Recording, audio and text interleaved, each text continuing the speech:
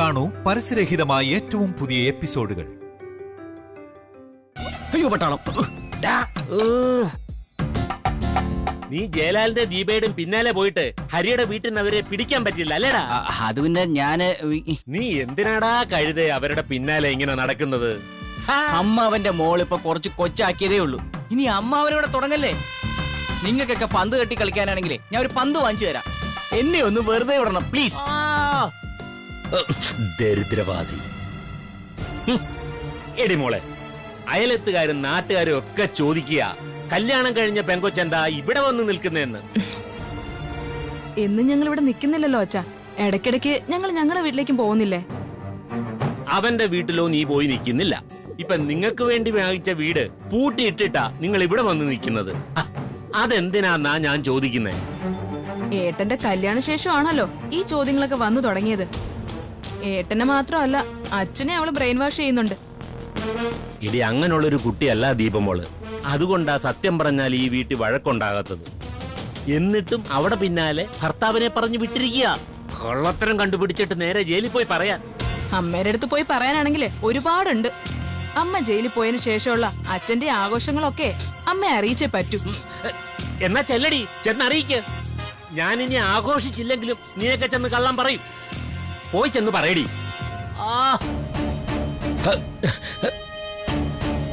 അച്ഛനും അമ്മയും സഹോദരങ്ങളും ഒന്നിച്ചു പോകണമെന്ന് നിനക്കൊന്നുമില്ല.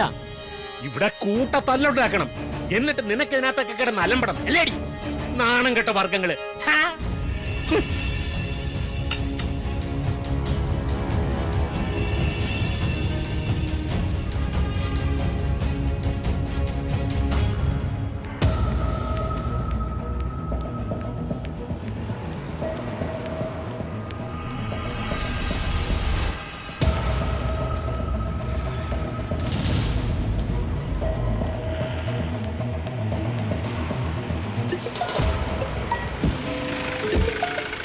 ഹലോ, എന്താ പറയേ?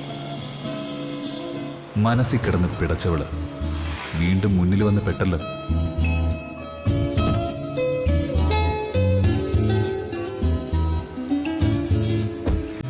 ഇന്നെന്തായാലും അവളുടെ വീട് കണ്ടുപിടിക്കണം.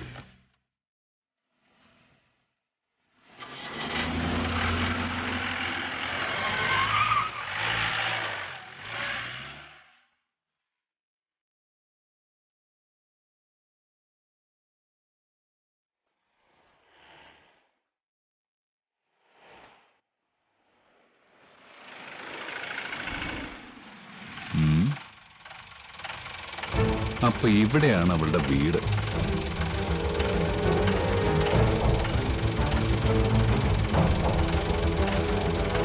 അങ്ങോട്ട് പോണോ വേണ്ടേ? അല്ലെങ്കിൽ എന്തിനാ പേടിക്കുന്ന? പോയിക്കളയും.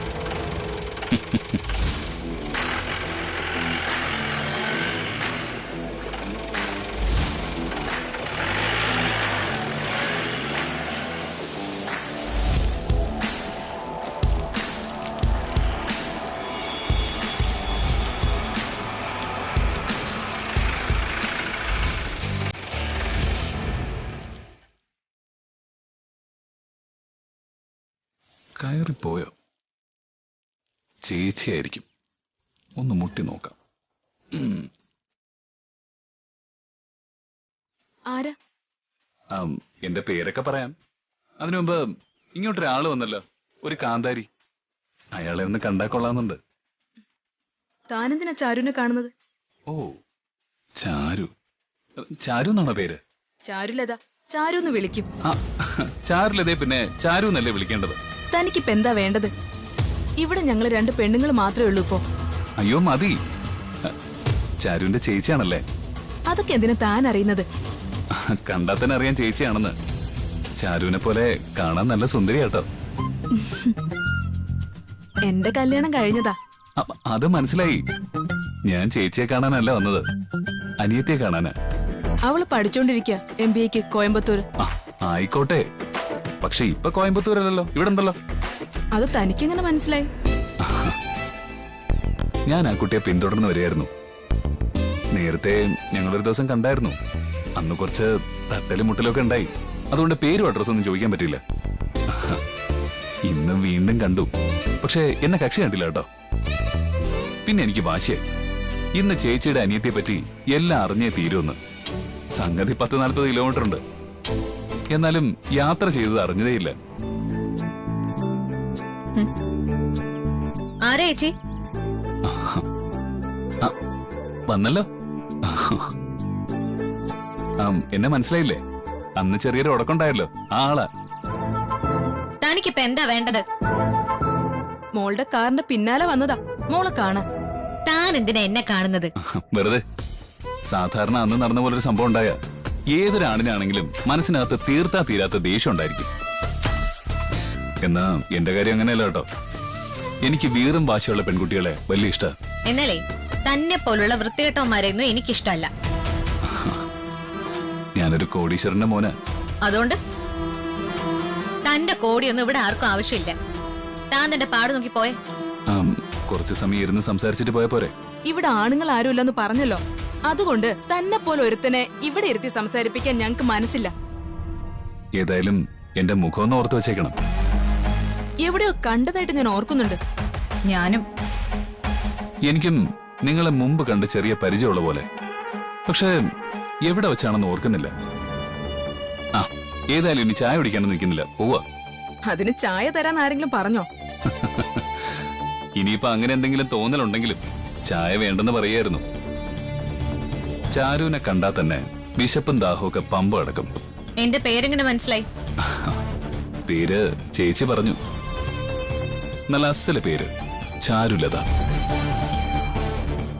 പക്ഷേ ഞാൻ ചാരുവിനെ വിളിക്കൂ കേട്ടോ. കോട്ടെ.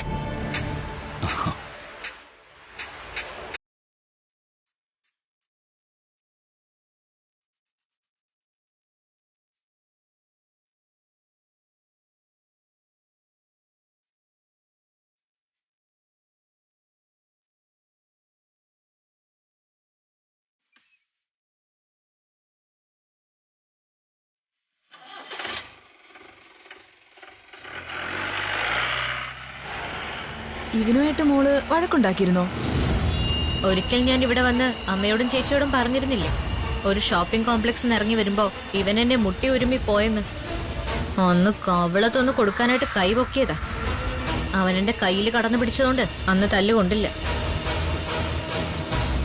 എന്തായാലും അവൻ നിസ്സാരക്കാരനല്ല.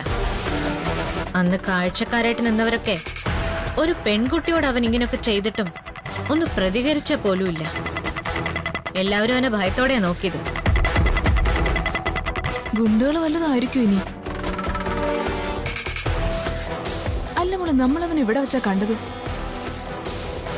അതാ ഞാനും ആലോചിക്കുന്നത്.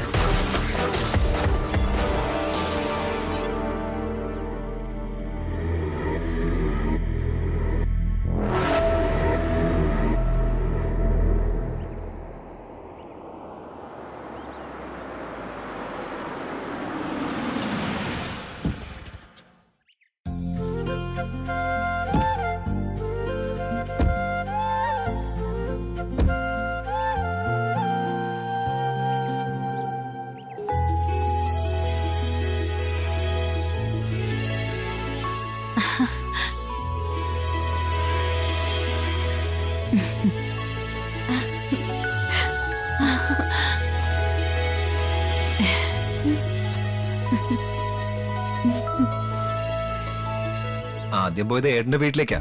അന്ന് പക്ഷെ പിന്നാലെ ചാറിനെ പോലെ ഒരുത്തെത്തി. മോളെല്ലാം പറഞ്ഞിരുന്നു. ഇവിടേക്കാൻ വരില്ലെന്ന് കരുതാം. പിന്നെ ഇവിടേക്ക് വന്നതിന്റെ പേരിൽ അമ്മ പ്രശ്നമൊന്നും ഉണ്ടാക്കാൻ പോകുന്നുമില്ല. അങ്ങനെയൊന്നും പറയണ്ട.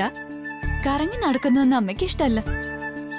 പരമാവധി അമ്മയ്ക്ക് ഇഷ്ടപ്പെടാത്തൊന്നും ചെയ്യണ്ട. എന്റെ അച്ഛൻ പറയുന്നത് പോലെ ദീപയ്ക്ക് സ്വാതന്ത്ര്യം കിട്ടുന്നത് അമ്മ ജയിലിലേക്ക് പോകുമ്പോ മാത്രമാണ്. അമ്മയെ പുറത്തിറക്കണ്ടെന്ന് പോലും അച്ഛൻ പറയുന്നുണ്ട്. അയ്യോ, അങ്ങനെയൊന്നും ചിന്തിക്കാൻ പാടില്ല. ഞാനും എന്റെ ഏട്ടനും അങ്ങനെയൊന്നും ചെയ്യില്ല. നല്ലൊരു വക്കീലിനെ വെച്ച് അമ്മയെ പുറത്തു കൊണ്ടുവരാനാണ് ശ്രമം.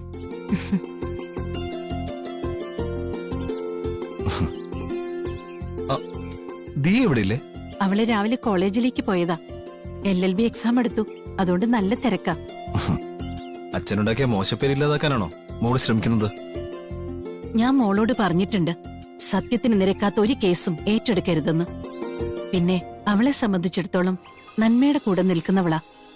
അതുകൊണ്ടാ ജഗനെ പോലൊരാൾ ഗുണ്ടയായിട്ട് പോലും അയാളുമായിട്ട് നല്ല സൗഹൃദം തുടരുന്നത്. എന്നാ പിന്നെ അമ്മയ്ക്ക് മോൾക്ക് ഒരുപാട് സംസാരിക്കാൻ കാണുമല്ലോ. ഞാൻ ഷോറൂമിൽ പോയിട്ട് വരാം. അതെന്തൊരു പോക്ക. ഇന്നത്തെ ദിവസം ലാലേട്ടൻ ഇവിടെ നിന്നൂടെ? അത് നേരെ മുമ്പാ. എന്നാ പിന്നെ ഉച്ചഭക്ഷണമൊക്കെ കഴിഞ്ഞിട്ട് പോവാം. ലാലിന്റെ അച്ഛനുണ്ടാക്കുന്ന പോലെ അത്ര ടേസ്റ്റിയുള്ള ഫുഡൊന്നും അല്ലാട്ടോ. എന്നാലും അമ്മ ഉണ്ടാക്കുന്ന ഫുഡല്ലേ, നന്നാവും. വാ വാ മോനെ.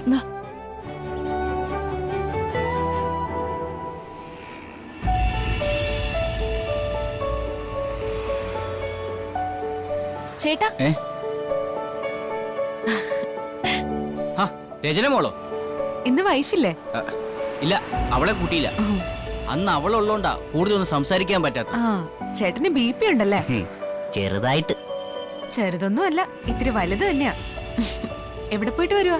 ഞാൻ പറഞ്ഞില്ലേ, എന്റെ അളിയന്റെ കാർ ഷോറൂം ഇവിടെ അടുത്താ. എന്താ അളിയന്റെ പേര്? ജയലാൽ. അന്ന് കണ്ടപ്പോ ചോദിക്കാൻ വിട്ടുപോയി.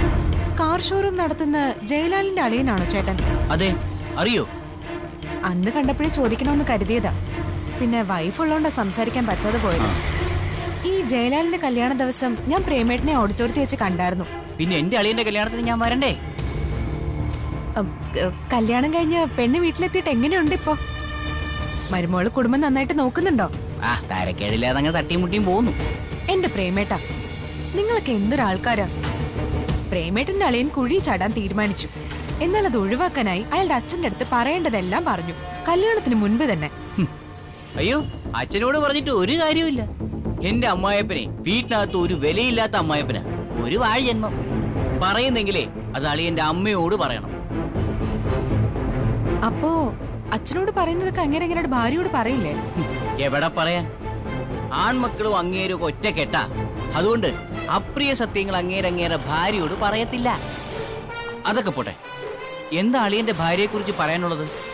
എന്റെ ചേട്ടാ, അവളെ പോലെ വഴുതിട്ട് നടന്ന പെൺകുട്ടികളെ വേറെ ഉണ്ടാവില്ല. ദീപയെ കുറിച്ച് തന്നെയാണ് ഈ പറയുന്നത്. ജയലാലിന്റെ ഭാര്യ ദീപയാണല്ലോ. എന്റെ അളിയന്റെ ഭാര്യ തന്നെയാ ദീപ. എന്നാൽ അവളെ പറ്റി തന്നെയാ. എന്റെ ക്ലാസ്മേറ്റ് അവള്. അവളുടെ പോക്ക് ശരിയല്ലാന്ന് മനസ്സിലാക്കിയപ്പോ അവളുമായിട്ടുള്ള കൂട്ട് വേണ്ട എന്ന് വെച്ച ക്ലാസ്മേറ്റ്. എന്താന്ന് വെച്ചാ ഒന്ന് വ്യക്തമായിട്ട് പറയോ? പറയുകയല്ല ചേട്ടാ, ചില ഫോട്ടോസ് ഞാൻ ചേട്ടന് കാണിച്ചു തരാം. ഒരു സമയത്ത് സോഷ്യൽ മീഡിയയിൽ അവളെ പറ്റിയുള്ള വാർത്തകളും ചിത്രങ്ങളും ഒക്കെ വന്നതാ. അത് നിങ്ങളാരും കാണാതെ പോയത് അവളുടെ ഭാഗ്യം. ദേ നോക്ക്.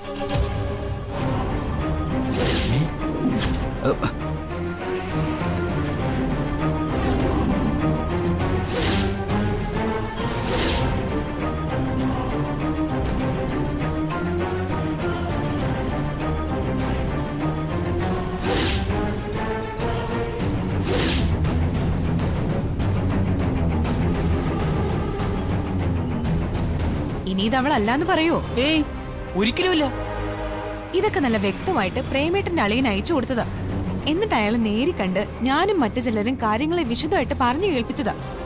അവിടെയൊക്കെ ഞങ്ങളെ താറടിച്ചിട്ട് ഇവക്കൊപ്പം നിൽക്കുമായിരുന്നു പ്രേമേട്ടന്റെ അളിയൻ. അന്ന് കല്യാണ സ്ഥലത്ത് പല നാടകങ്ങളും അരങ്ങേറിയപ്പോഴേ എനിക്ക് സംശയം ഉണ്ടായിരുന്നു, എന്തൊക്കെയോ കുഴപ്പങ്ങളുണ്ടെന്ന്. അന്ന് ഒരുത്തനവിടെ വന്നല്ലോ, തലയിൽ കെട്ടുമായിട്ട്. അവനാണ് ബുള്ളറ്റ് ജഗൻ. ഇവളുടെ കുടുംബത്തിന്റെ രക്ഷകനാണ് അവൻ. നോട്ടക്കാരൻ എന്ന് മാത്രമല്ല, ഇവളുടെ അനിയത്തിയും അവനും തമ്മിൽ പ്രേമത്തിലാ. അന്ന് കണ്ടപ്പോഴും അവർ രണ്ടാളും തമ്മിൽ മാറി നിന്ന് സംസാരത്തോട് സംസാരമായിരുന്നു. എന്റെ ചേട്ടാ, നിങ്ങളുടെ അളിയൻ പെട്ടു എന്ന് പറഞ്ഞാ മതി. അവള് കുടുംബത്തെ താറുമാറാക്കിയിട്ടേ പോകത്തുള്ളൂ. നീ ഒരു കാര്യം ചെയ്യും മോളെ, അതെനിക്കൊന്ന് ഷെയർ ചെയ്യും. ചേട്ടന്റെ നമ്പർ എത്രയാ?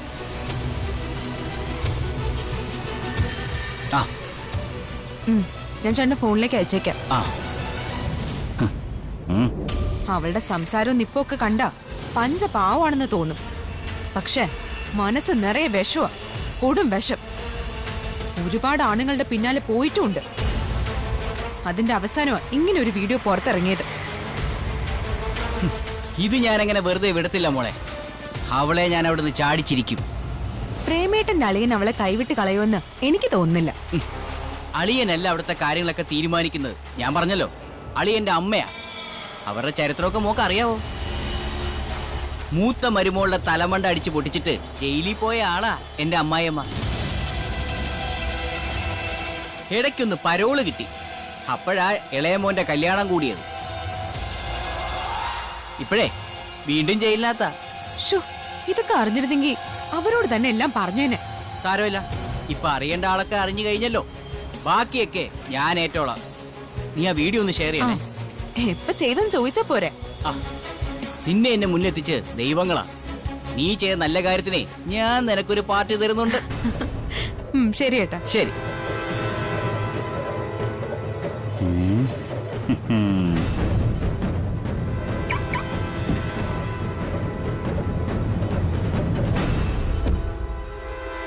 അമ്മയുള്ളപ്പോൾ ഭാര്യയെ പുറത്തിറക്കാതിരിക്കുന്നതും അമ്മ ജയിലിലേക്ക് പോകുമ്പോൾ ഭാര്യയായിട്ട് കറങ്ങുകയും ചെയ്യുന്നത് അത്ര നല്ല കാര്യമായിട്ടൊന്നും എനിക്ക് തോന്നുന്നില്ല. വേറൊന്നും കൊണ്ടുമല്ല, തൻ്റെ അമ്മ വീട്ടിലുള്ളപ്പോഴും എൻ്റെ മോൾക്ക് ഇതുപോലെ ജീവിക്കണം. എന്റെ പരിമിതികൾ ഞാൻ വിവാഹത്തിന് മുൻപ് തന്നെ എല്ലാവരെയും അറിയിച്ചതാണ്. അതുകൊണ്ട് തന്നെ ദീപയ്ക്ക് ഇപ്പോഴത്തെ ഈ ജീവിതത്തിൽ വലിയ നിരാശയൊന്നുമില്ല. അവളെ പോലൊരു പെൺകുട്ടിയായത് തൻ്റെ ഭാഗ്യം. അല്ലെങ്കിലേ തനിക്ക് ഭാര്യ വാഴത്തില്ല. എടോ, അങ്ങനെ ഒരു കുടുംബത്തിൽ ഏത് പെൺകുട്ടിയാണോ പിടിച്ചു നിൽക്കുന്നത്? അതറിയാവുന്നതുകൊണ്ട് ദീപയെ പോലൊരു പെൺകുട്ടിയെ കണ്ടുമുട്ടിയിട്ടില്ലായിരുന്നെങ്കിൽ മറ്റൊരു വിവാഹത്തെക്കുറിച്ച് ഞാൻ ചിന്തിക്കില്ലായിരുന്നു. എന്ന് വെച്ചാ ബലി കൊടുക്കാൻ പറ്റിയൊരു പെൺകുട്ടിയാണെന്ന് തനിക്ക് കണ്ട മാത്രമേ തന്നെ തോന്നി അല്ലേ? അല്ലെങ്കിൽ തന്റെ ഏറ്റവും അടുത്ത സുഹൃത്ത് ഡോക്ടർ ഇക്ബാൽ അങ്ങനെ തന്നോട് പറഞ്ഞു. വിവാഹം കഴിഞ്ഞ ശേഷം ഞാൻ അങ്ങനെ ഈ വീട്ടിലേക്ക് വന്നിട്ടില്ല. അങ്ങനെയുള്ള എന്നോട് ഇങ്ങനെയൊക്കെ സംസാരിച്ചാ എനിക്ക് കേട്ടിരിക്കാൻ കുറച്ച് ബുദ്ധിമുട്ടുണ്ട്. എന്നാ നമുക്ക് സീരിയസ് ആയിട്ട് സംസാരിക്കാം. ഒരു 10 ലക്ഷം രൂപ ജയലാലിന്റെ പേര് തന്നില്ലേ? ആ കാശിപ്പോ ജയലാലിന്റെ അക്കൗണ്ടിലാണോ ഇയാളുടെ അമ്മയുടെ അക്കൗണ്ടിലാണോ? എന്റെ അമ്മയുടെ അക്കൗണ്ടിൽ തന്നെ. ആ പണം എനിക്ക് ആവശ്യമില്ലെന്ന് പറഞ്ഞുകൊണ്ട് അത് അമ്മ എടുത്തു. എന്റെ മോക്ക് വേണ്ടിയിട്ടാ ഞാനത് ജയലാലിന് തന്നത്. പകരം ഒരു 10 ലക്ഷം ഞാൻ അയാളുടെ പേര് ബാങ്കിൽ ഇട്ടാ പോരെ? അത് ഞാൻ ചെയ്തോളാം. പണം എനിക്കൊരു പ്രശ്നമല്ല, മനസ്സമാധാനം എനിക്ക് വേണ്ടത്. ഇങ്ങനെ ഒരു അമ്മയുള്ളപ്പോ ഈ പറഞ്ഞ സാധനം എനിക്ക് ഈ ജന്മത്തിൽ കിട്ടുവോ?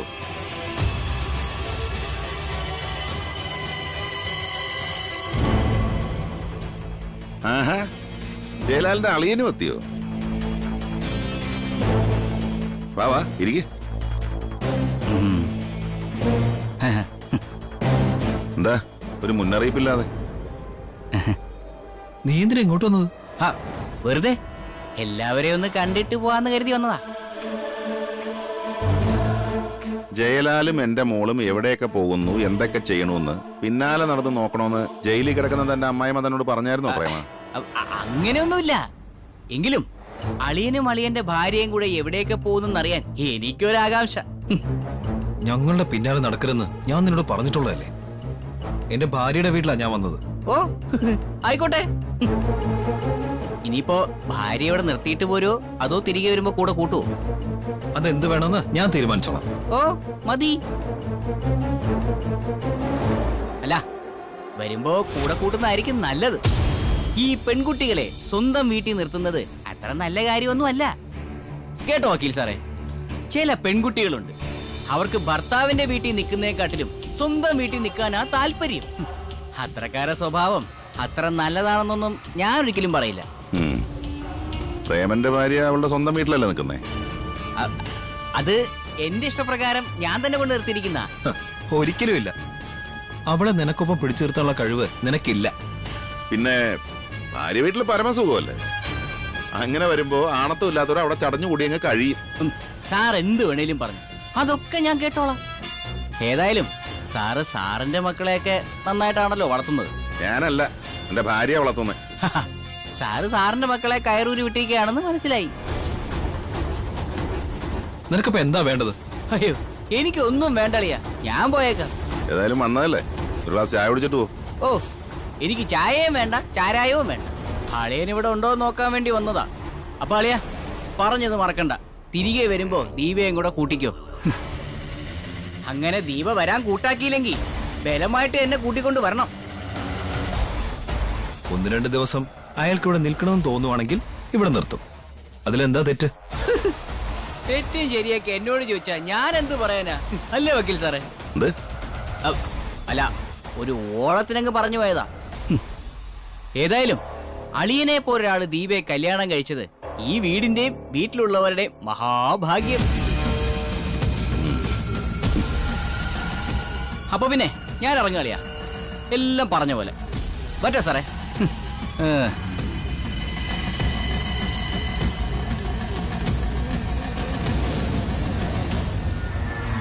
അവന്റെ സംസാരം പെരുമാറ്റമൊന്നും എനിക്ക് തീരെ പിടിച്ചില്ല. പിന്നെ തന്റെ അളിയനായതുകൊണ്ടാണ് ഞാൻ സംയമനം പാലിച്ചിരുന്നത്. എടോ, ശരിക്കും തന്റെ പെങ്ങക്ക അബദ്ധം പറ്റിയത്.